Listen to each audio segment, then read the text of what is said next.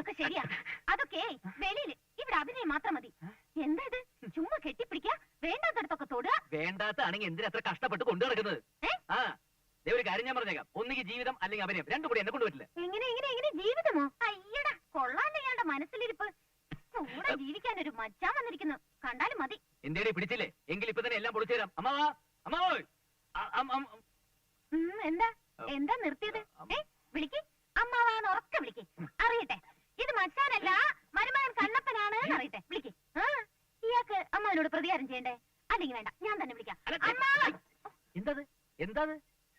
അല്ല, ഞാൻ ആലോചിച്ചപ്പോഴേ എനിക്കും ഉണ്ടൊരു ലക്ഷ്യം, തനിക്കും ഉണ്ടൊരു ലക്ഷ്യം.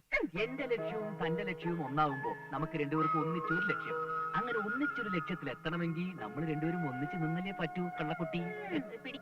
പിടിച്ചു. ഇതെന്തിനാ? അയ്യേ, ഇപ്പോഴോ? ഞാനില്ല. നാട്ടിൽ ഞാൻ ലേശ റൗഡിയൊക്കെ തന്നെ, പക്ഷെ ഇക്കാരിൽ എനിക്ക് നാണാ.